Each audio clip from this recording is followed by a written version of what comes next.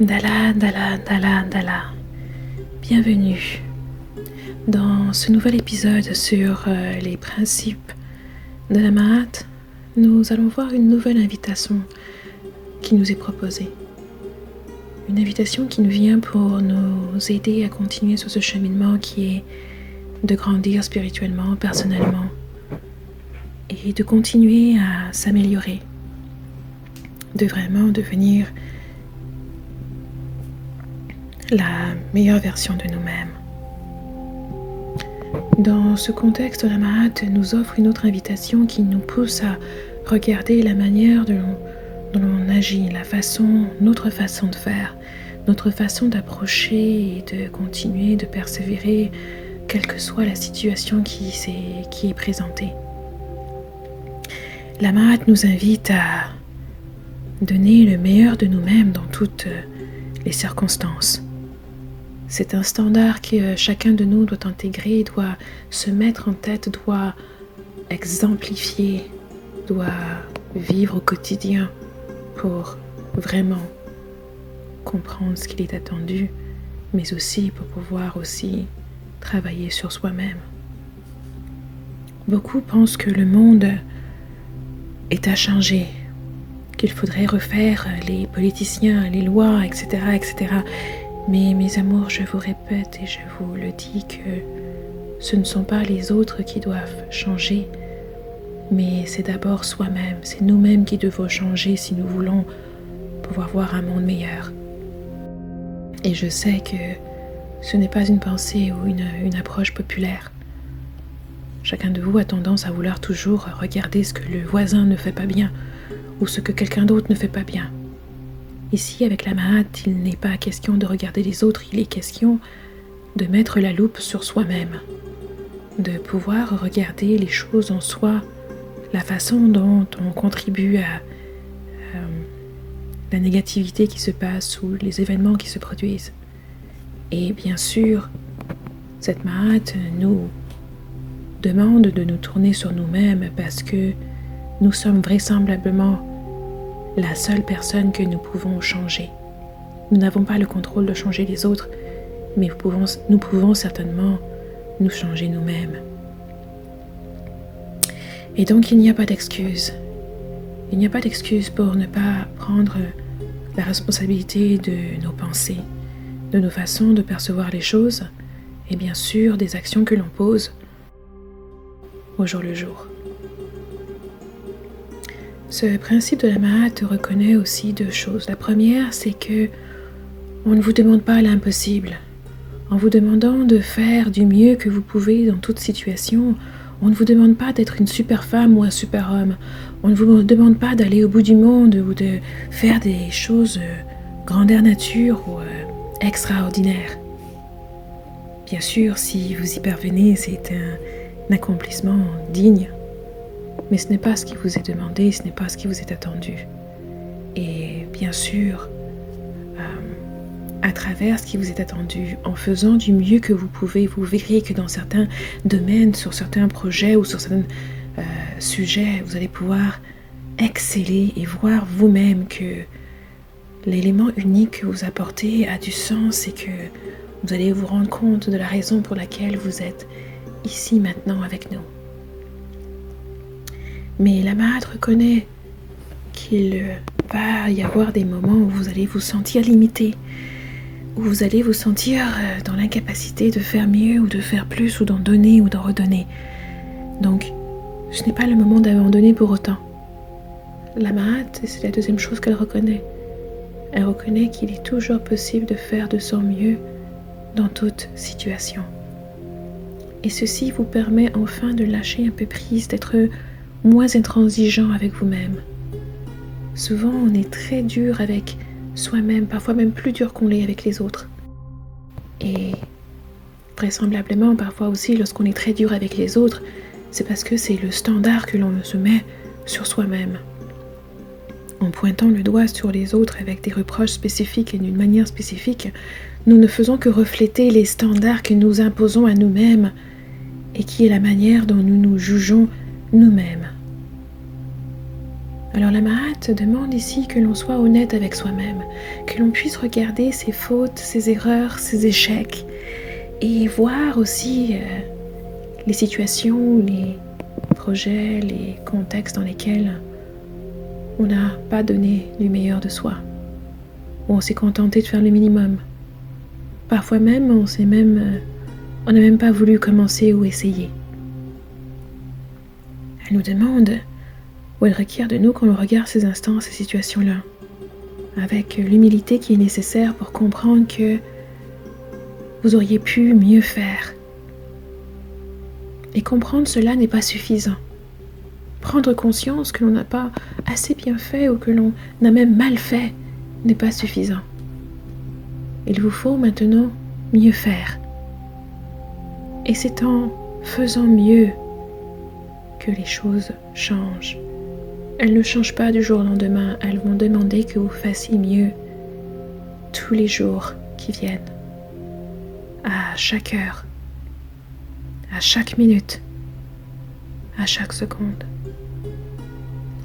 Cela va vous demander de prendre le temps d'avoir du recul sur les engagements que vous avez déjà. Et lorsque vous vous sentez surmené ou pris de court, au lieu de tout simplement abandonner ou de dire que ça ne sert à rien, prenez un moment pour respirer. Respirez amplement. Et demandez-vous aussi, vous donnez du meilleur de vous-même. Et cette évaluation est une évaluation franche que vous faites avec vous-même. Ce n'est pas une évaluation qui va intégrer ce que pensent les autres, ce que les autres veulent de vous, ou exigent de vous, ou feraient à votre place, ou essayent des perspectives qu'ils ont, qu'ils détiennent, des connaissances qu'ils ont, des expériences qu'ils ont vues. Ça ne va pas dépendre de ce que vous avez lu dans les livres, de ce que vous pensez que vous auriez dû faire ou pourriez faire. Ça va vraiment aller avec votre propre évaluation de savoir est-ce que honnêtement vous pouvez mieux faire, et si c'est le cas, d'entreprendre de mieux faire. Et c'est vrai que parfois aussi, même en faisant de votre mieux, vous allez échouer. Donc l'échec n'est pas quelque chose que vous devez craindre. Cependant, c'est quelque chose que vous devez de prendre en considération. Tout échec n'est pas égal. Des fois, et je lève ma main, on peut échouer parce qu'on n'a pas fait le nécessaire. On peut échouer parce qu'on a mal fait aussi. Et il est très important de reconnaître cette partie, cette contribution négative que l'on a eue à notre échec pour pouvoir la corriger. Pour pouvoir par la suite faire mieux. Pour ne pas avoir à répéter les mêmes erreurs. Et puis pour vous pouvoir se regarder en face et se dire justement que l'on a fait de son mieux. Un échec à la suite des efforts qui étaient exigeants et que on a tout donné, notre énergie, le meilleur de nous-mêmes, mais ce qu'on avait.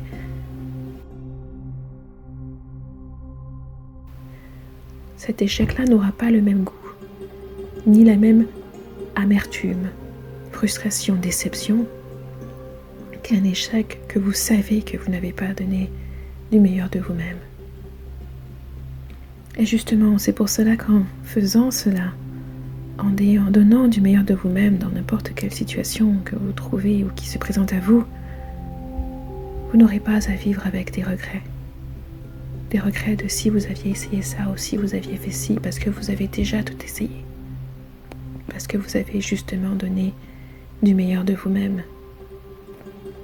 Alors c'est vraiment ce principe de la Mahat qui vous appelle à vous réveiller, qui vous demande et qui exige de vous à ne pas vous contenter du minimum, à ne pas faire comme tout le monde, mais à aller vraiment au bout de vos capacités, à vraiment exulter du meilleur de vous-même et d'être cette personne au quotidien, dans toutes vos actions, dans votre façon de réfléchir et dans votre façon d'agir. Il ne suffit pas de reconnaître que l'on n'a pas bien fait. Il est nécessaire et essentiel de mieux faire, d'essayer de corriger ses erreurs, de reconnaître ses torts, mais aussi de mieux faire, de réparer les torts que l'on a faits, de passer à l'action, de corriger les erreurs et de prendre comme standard d'éthique de vous-même de faire mieux dans toutes les situations qui vont être présentées à vous. Et comme je l'ai mentionné, il ne s'agit pas d'être extraordinaire ou de surpasser tout le monde. Il s'agit simplement de vous assurer, vous, que vous aviez donné du meilleur de vous-même dans cette situation-là. Il y a bien des situations qui sont très très compliquées et qui dépassent notre entendement et on peut se sentir même sans pouvoir et délassé. Mais avant de lancer, de jeter l'éponge, assurez-vous que vous avez effectivement tout donné. Assurez-vous que vous avez effectivement retourné toutes les pierres et fait du mieux que vous pouviez. Et c'est à travers cette réflexion sur vous-même, cette introspection, que vous allez pouvoir juger si effectivement il est temps de passer à autre chose, si tout a été déjà fait. Mais cela va aussi vous permettre de savoir lorsque il est temps justement de passer à autre chose, sans vous blâmer, sans ressasser sans cesse cette histoire, sans avoir besoin de constamment regarder derrière parce que vous savez que vous auriez pu mieux faire, et de vous focaliser sur les choses qui sont encore à venir, les opportunités qui vont se présenter devant vous pour pouvoir vous aider justement à vous améliorer et à faire mieux. Allah Mahat vous dit de faire de votre mieux dans toutes les situations dans lesquelles vous vous trouvez. Faire de votre mieux parce que vous avez regardé les possibilités et les options qui sont devant vous. Et parce que vous savez qu'à l'intérieur de vous, il y a une source infinie d'amour, une source infinie d'énergie qui est là à votre disposition, même lorsque vous pensez être au bout du rouleau. La Mahat vous demande de faire de votre mieux, parce que c'est le devoir, la responsabilité de chacun d'entre nous. Et au fur et à mesure que chacun d'entre nous fait de son mieux dans toutes ces circonstances, en tenant ses standards dans la rigueur de l'éthique, de la moralité, en visant à pouvoir vivre en harmonie avec l'environnement dans lequel on est, dans lequel on se situe, avec les composantes qui y sont, autant les plantes, les animaux et les hommes, de viser à ce que les choix que l'on fait reflètent notre amour pour nous-mêmes, notre amour pour le divin et puis pour les êtres vivants qui partagent cette expérience, cette planète avec nous. Le monde changera lorsque chacun de nous sera prêt à décider à faire sa part en changeant. Ce n'est pas le monde ou les autres qui doivent changer, c'est vous d'abord. Vous devez être le changement que vous voulez voir dans le monde ou dans les autres. Et si vous ne voyez pas encore ces changements autour de vous, c'est parce que vous n'avez pas encore atteint le niveau de transformation qui est exigé de vous. Parce que lorsque vous allez commencer à changer, mes amis, vous verrez autour de vous que la perception et la situation dans laquelle vous êtes va aussi changer. Les gens qui, eux, ne veulent pas changer, s'écarteront et disparaîtront petit à petit et viendront à vous d'autres personnes qui vibrent à la même vibration que vous, d'autres personnes qui sont aussi sur le même cheminement que vous. Mais avant de voir tout cela, il va vous falloir y mettre le travail nécessaire. Il va vous falloir y mettre une contribution nécessaire. Il ne suffit pas d'écouter, il ne suffit pas de lire, il ne suffit pas d'entendre, il vous faut vous investir. Et les fruits de cette transformation se manifesteront. Et ce sera pour vous la façon de savoir que vous êtes effectivement sur le bon chemin. Lorsque vous entreverrez ces changements, ces améliorations, ces différences dans l'expérience que vous avez. Mais il faut aussi être réaliste. On ne change pas du jour au lendemain. Ça va prendre du temps. Mais comme tout changement, la satisfaction que vous aurez au fur et à mesure lorsque vous ferez les choses qui doivent être faites, les choses qui sont justes et morales et éthiques, les choses qui vous permettent de vous harmoniser avec le divin et de vivre pleinement et complètement votre rôle ici, maintenant. Vous comprendrez que l'effort mis en valait vraiment la chandelle. Vous comprendrez que l'effort même le plus difficile et les moments où vous pensiez que vous n'en pouviez plus et que vous vouliez jeter l'éponge, l'effort supplémentaire que vous aviez fourni en vaudra la peine. Alors, toi qui es arrivé jusqu'à cette vidéo, toi qui ressens et entends l'appel de la Mahat qui te dit d'être inspiré à faire mieux, à agir mieux, ne te contente pas de juste répéter, copier et faire ce que font les autres. Donne de toi-même dans ce que tu fais. Cherche en toi la contribution unique que tu peux faire à ce monde à travers l'essence qui est en toi. Ne te contente pas de répéter et de faire comme tout le monde. Agis en prenant en compte l'harmonie qui est nécessaire pour vivre avec l'environnement. Agis en prenant en compte la contribution que tu dois faire à ta famille, à ton village, à ta communauté et bien sûr à ta nation.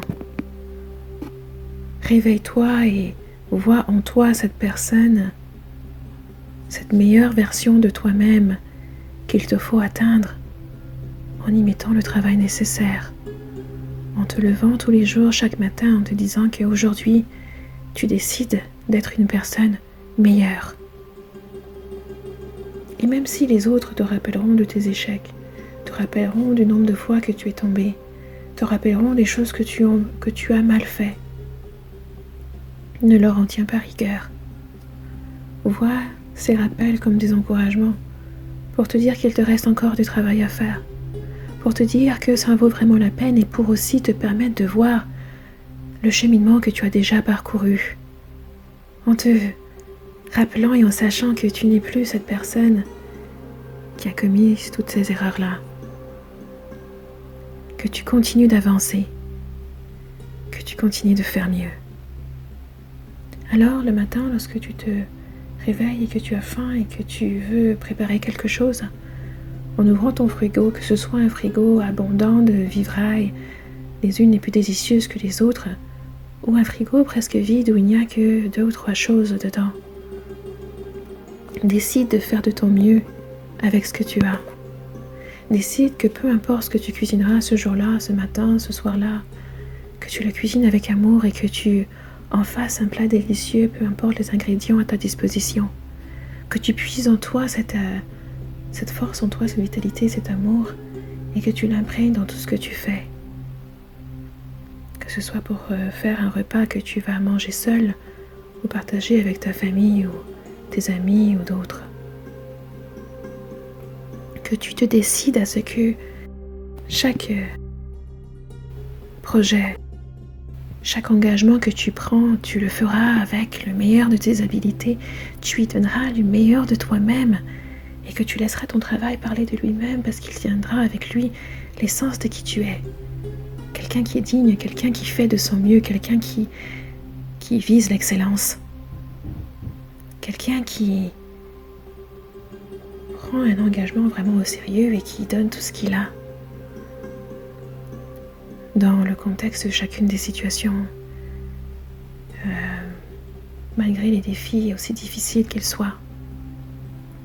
Et qui même, dans la joie et l'allégresse et le bonheur, se rappelle de ces moments-là parce qu'il sait ou qu'elle sait que c'est vraiment cet effort qui lui a permis de jouir maintenant de ces fruits-là. Un effort dans lequel tu n'es jamais seul, mais bien sûr tu as toujours le divin à t'écouter. Et lorsque tu désespères, lorsque tu te sens vide d'énergie, tu te sens désespéré ou tu te sens au bout du rouleau, à n'en plus pouvoir, à penser que la tâche est trop difficile, prends un moment. Rappelle-toi de prendre un moment pour respirer et prendre du recul et retrouver en toi ce centre, cet espace où l'amour du divin est présent. Et l'amour que tu peux offrir est infiniment présent. Et puis alors dans cette force, la motivation de continuer, de te relever, de pouvoir faire ce que tu as à faire. De pouvoir le faire, le cœur serré par moments, et avec joie et allégresse dans d'autres. Et dis-toi qu'il n'y a aucune tâche que tu ne puisses faire si elle s'est présentée à toi. Ce qui se présente à toi, les défis qui viennent à toi, sont là parce que tu peux les surmonter.